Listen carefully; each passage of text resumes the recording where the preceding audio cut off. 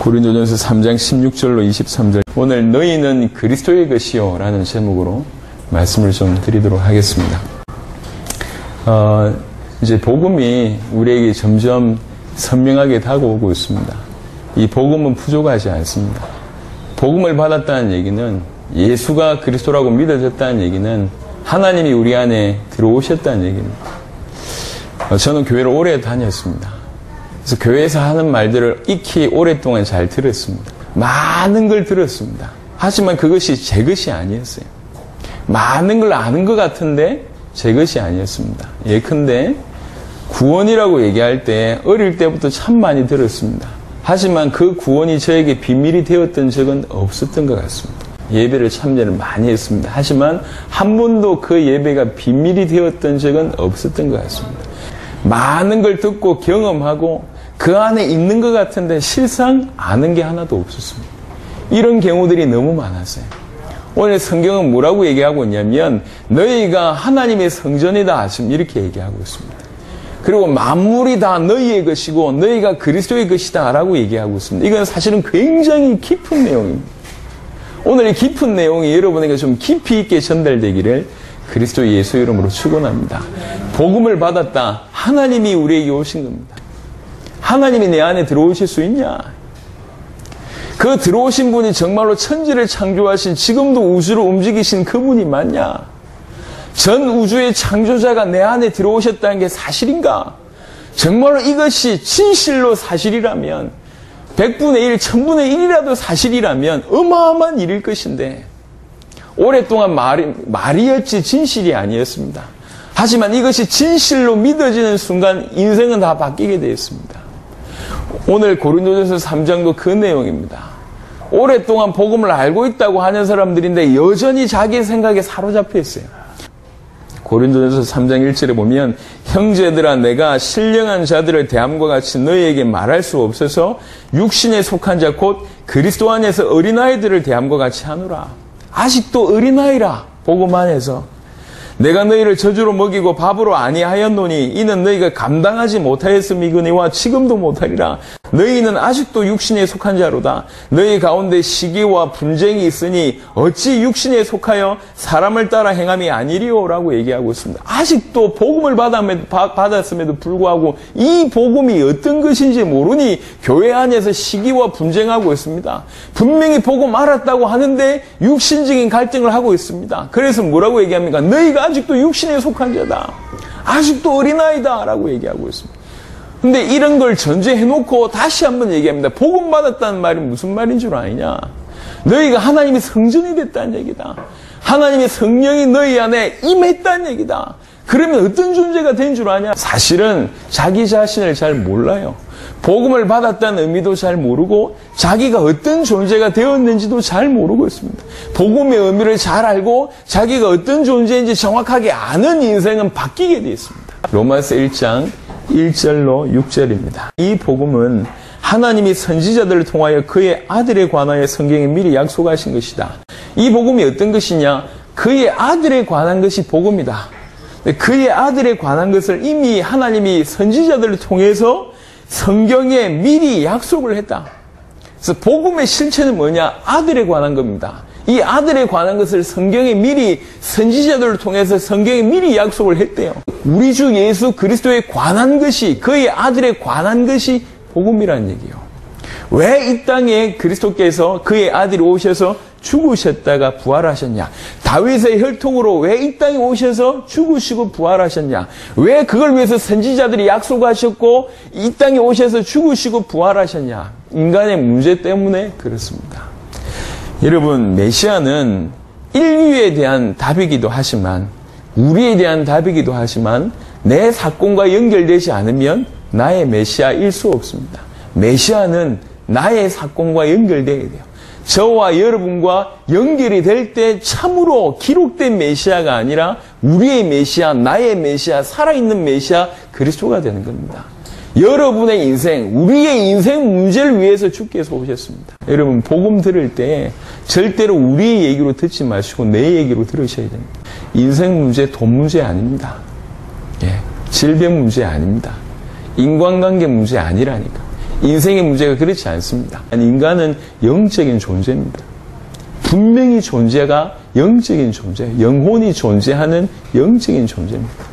우리 인간에게 그래서 온 문제가 뭐냐? 이 영혼에 온 문제란 말이에요. 하나님의 영이 우리에게 있을 때 우리는 살아있는 영이 됩니다. 하나님의 영이 우리 안에 있을 때, 우리가 하나님의 영 안에 있을 때 우리는 비로소 그때 살아있는 영이 됩니다. 하나님이 떠난 거예요. 하나님과 인간이 분리되었습니다. 그게 모든 인간의 문제입니다. 왜 이런 일이 벌어졌냐? 인간의 죄라는 문제 때문에 벌어졌고, 이 죄의 배경에는 사단이 존재하고 있습니다. 사단으로 말미암아 범죄하여 우리의 영이, 하나님의 영이 떠남으로 우리 영이 죽는 일이 벌어졌어요. 그게 인간의 모든 문제의 근원입니다. 이 세 가지 문제만큼은 인간이 해결할 수가 없습니다. 그래서 하나님께서 이 근본의 문제와 이것 때문에 온 모든 문제를 해결하기 위해서 하나님 당신 자신이 오시겠다. 그게 복음입니다. 인간의 몸을 입고 이 땅에 오셔서 그 문제를 해결하기 위해서 내가 대신 죽겠다. 그리고 하나님이란 증거로 내가 부활하겠다. 그래야지 니네의 가장 근원의 문제가 해결되고 그것 때문에 모든 문제가 해결된다. 라는 것입니다. 그래서 구약 때부터 선지자들의 입을 통해서 계속 약속하신 겁니다. 아들이 올 것이다. 메시아가 올 것이다. 그 메시아가 와서 너희들의 모든 근원의 문제와 모든 문제를 해결할 것이다. 우리의 문제입니다. 나의 문제입니다. 더 근원의 문제가 있습니다. 그럴 수밖에 없는 문제가 있었습니다. 그게 사단에게 잡혔던 문제고 죄의 종이었던 문제고 하나님을 떠나서 모든 문제가 온 겁니다. 그거 해결받아야 돼요. 그래서 메시아는 나에게 필요합니다. 그분이 죽으시고 부활하심으로 우리의 모든 문제를 그분이 해결하셨습니다. 그럼 우리는 뭐 해야 됩니까? 믿고 순종하는 겁니다. 올바로 예수를 그리스도로 믿고 그 이름에 무릎 꿇어 순종하는 겁니다. 예수님이 내 인생의 모든 문제를 해결하신 그것도 십자가를 지시고 부활하심으로 말미암아 모든 문제를 해결하셨기 때문에 그 사실을 나 때문에 죽으시고 나 때문에 부활하시고 내가 그분을 믿으면 내 모든 근원의 문제가 해결되고 하나님이 내 안에 들어오시는구나 라고 겸손하게 믿고 이제 그분이 내 안에 들어오실 때는 그분은 나의 주인이 되고 나는 그분의 종이 되겠다는 마음으로 믿고 순종하는 일이 우리에게 있는 겁니다. 우리가 감당해야 될 일이고 이것조차도 하나님이 은혜를 주셔야지 가능한 일이죠. 그래서 지금 간단하게 얘기하면 우리 주님은 모든 걸 준비하셨습니다. 우리에게 뭘 요구하고 있냐? 믿어 순종하기를 원하고 있습니다. 진실로 제대로 믿게 되면 순종할 수밖에 없습니다. 그분이 창조주시고 우리를 위해서 목숨을 주시기까지 우리를 사랑하신 그분이시고 우리 인생을 만드셨고 우리 인생을 끌고 가실 분이기 때문에 그분을 주인으로 모시고 사는 삶이 가장 사실은 행복한 삶이고 가장 정상적인 삶이고 기쁜 삶입니다. 세상이 줄 수 없는 평안함이 가득 넘치는 삶이 되는 겁니다. 그렇게 되면 어떻게 되냐? 6절입니다. 너희도 그들 중에서 예수 그리스도의 것으로 부르심을 받은 자니라 이렇게 얘기합니다. 그렇게 되면 우리가 예수 그리스도의 것이 됩니다.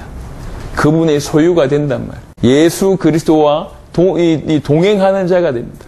그 예수 그리스도의 것이 되면 어떻게 되냐? 만물이 너희 것이라고 오늘 고린도전서 3장은 얘기하고 있습니다.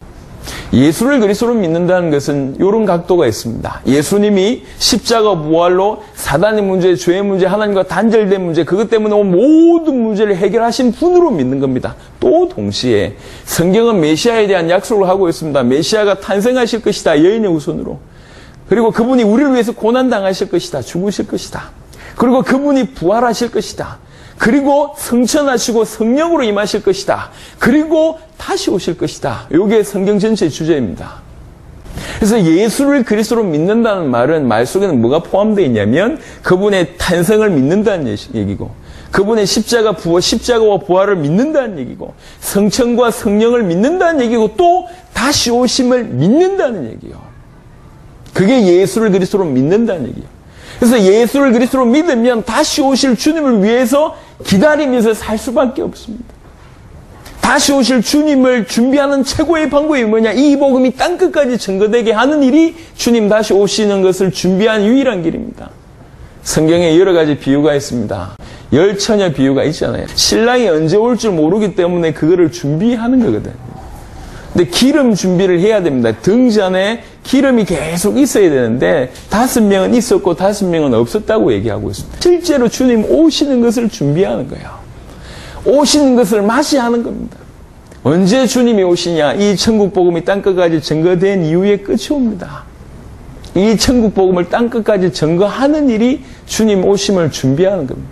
다 나가야 되냐? 그렇지는 않습니다. 어떤 사람은 나가서 할 수 있고 또 어떤 사람은 뒤에서 밀 수 있습니다. 이러든 저러든지 우리 모든 사람이 모든 삶이 이 천국 복음이 땅끝까지 증거되는 일에 쓰임받는 겁니다. 지금도 인류의 대부분의 사람들이 믿지 않을 뿐만 아니라 불순종하고 있습니다.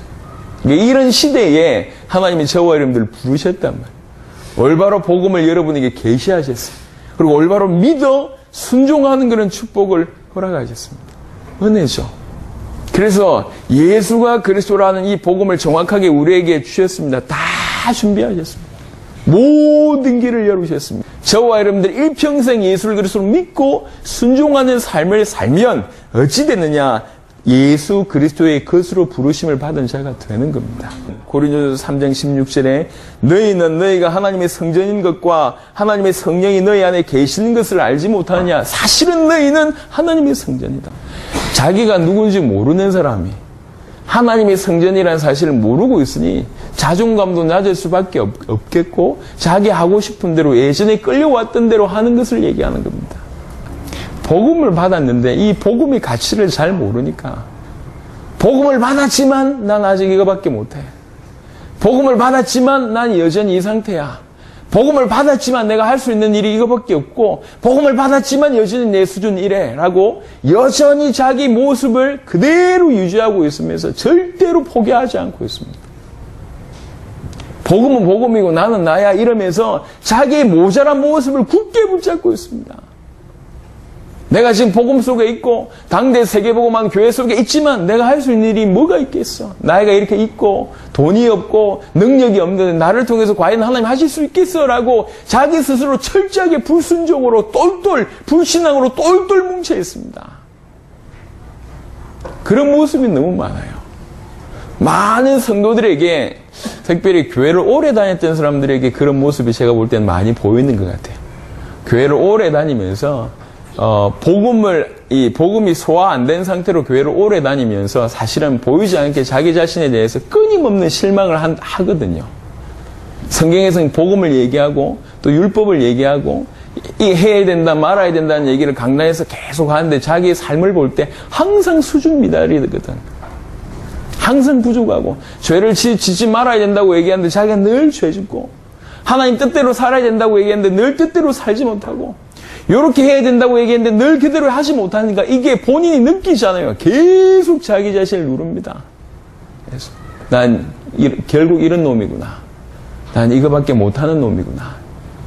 교회 안에 있으면서 성경의 말씀, 하나님의 말씀을 들어가면서 사실은 죽어가고 있는 그런 상태예요. 굉장히 많이 있습니다. 여러분, 복음이 임했다는 얘기는 예수님이 당신의 십자가의 피와 부활의 능력으로 우리에게 임했고 여러분들이 그것을 진실로 믿는다면 여러분이 생각하는 것보다 훨씬 큰 일이 일어났다는 사실입니다. 오늘 하나님의 음성을 깊이 좀 들으시길 바랍니다. 그래서 여러분들이 돈이 없어도 괜찮습니다. 능력이 없어도 괜찮습니다. 나이가 어려도 괜찮고 나이가 많아도 상관없습니다. 그건 중요하지 않습니다. 하나님이 우리 안에 계시다는 사실이 중요한 거고 그것을 인정하는 것이 중요한 것이고 그것으로 행복해지는 것이 중요한 거예요. 세계복음화 저처럼 물론 전 세계 현장에서 뛰어다니는 사람들도 있을 겁니다. 하지만 아무것을 하지 못해도 세계복음화 이것이 주의 소원인 줄 알고 내 자리에서 내가 할 수 있는 그 역할을 감당을 한다. 그게 많은 사람들에게 영향을 주는 겁니다. 그게 다 연결되어서 수많은 사람들을 살려내며 우리들의 세계복음을 완성하는 일까지 연결이 되는 겁니다. 복음이 우리에게 왔다는 얘기는 우리가 하나님의 성전이 됐다는 얘기고 예수 그리스도의 소유, 그리스도의 것이 돼버렸습니다. 왜 자꾸 복음을 우리 수준으로 제한을 하십니까? 복음 받았지만 난 이거밖에 못해라고 하는 도대체 그 믿음은 어디서 온 믿음입니까? 하나님이 전능하신 것도 사실이고 전능하신 하나님 우리 안에 계신 것도 사실이고 우리를 통해서 당신의 일을 하시겠다는 것도 사실입니다. 우리 가운데 어느 순간 있었던 그 패배주의적인, 불신앙적인, 불순종적인 아주 낮은 자존감으로 형성된 그 무엇을 오늘 이 시간 복음으로 완전 무너뜨리시기를 그리스도 예수 이름으로 축원합니다. 복음 받았는데도 아직도 왜 어린아이가 돼 있냐? 왜 아직도 육신에 속한 자가 돼 있냐? 너희는 하나님의 성전이고 하나님의 성령이 너희 안에 거하신 자 아니냐? 내가 비록 모자라지만 하나님 나를 통해서 세계복음만 하게 해주세요. 나를 통해서 전 세계에 살아나는데 나를 사용해 주세요. 할 수 있는 게 아무것도 없지만 하나님이 내 안에 계시니까 하나님의 능력으로 그걸 이루어 주세요. 그렇게 꿈꾸시길 바랍니다. 제가 영화를 자주 보는 편이 아니에요. 근데 영화 본 것 중에 아주 남는 영화가 몇 가지가 있는데 에어포스 1이라는 영화였어요. 에어포스 1. 에어포스 1은 원래 어떤 이 용어냐면 미 합중국 대통령이 타는 비행기를 에어포스 1이라고 합니다. 그러니까 그 비행기가 영화상이죠. 그 비행기가 납치가 된 거예요. 대통령이 납치가 됐어요. 그 납치된 비행기에서 극적으로 탈출을 하게 돼서 아주 낡은 화물용 비행기에 타는 장면이 마지막 장면입니다. 그 비행기가 딱 타니까 화물용에 있던 이 군인들이 와가지고 대통령 타니까 경례를 딱 하는 겁니다. 그러면서 경례하고 나서 바로 무전기를 들어서 뭐라고 얘기하냐. 지금부터 이 비행기가 에어포스 1이다. 라고 얘기합니다. 화물용 비행기라. 정말 이름 없는.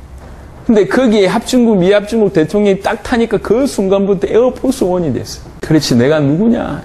표준으로 얘기하자면, 중간 내지는 표준 미달일 것 같아요. 하지만 그거는 제 상황이고, 그건 제 수준인데, 하나님이 내 안에 오셨잖아요.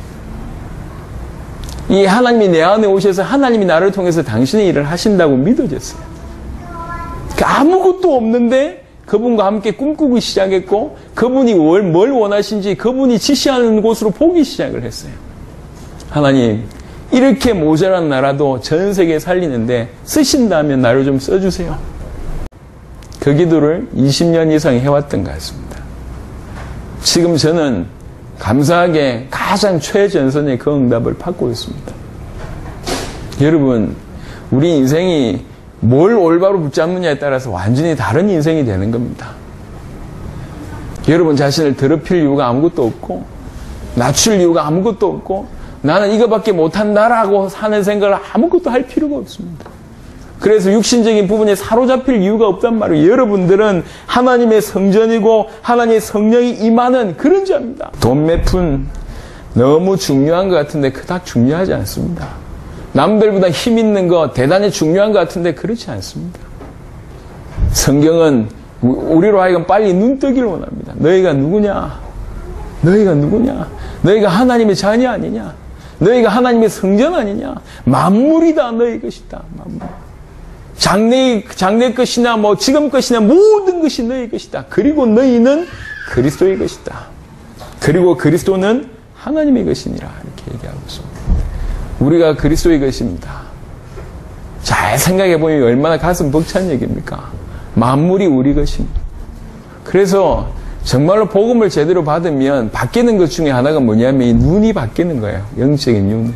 계속 바뀌는 거예요. 말씀을 마무리하도록 하겠습니다. 너희는 하나님의 성전이다. 만물이 다 너희 것이다. 그리고 너희는 그리스도의 것이다.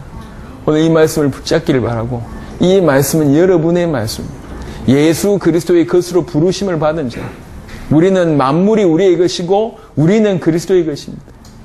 이 깨달음을 가지고 있던 많은 생각들, 잘못된 생각들, 잘못된 자아들, 내가 그동안에 복음 없이 자라왔던 그 모습이 내 진짜 모습인 줄 알고 있었던데 그걸 다 깨뜨리고 지금부터는 복음 가진 나, 복음을 소유한 나, 하나님을 만난 여러분의 모습을 깨달으시길 바랍니다. 그래야지 이를 통하여 전 열방을 살리는 그런 모든 문들을 여실 줄로 믿습니다.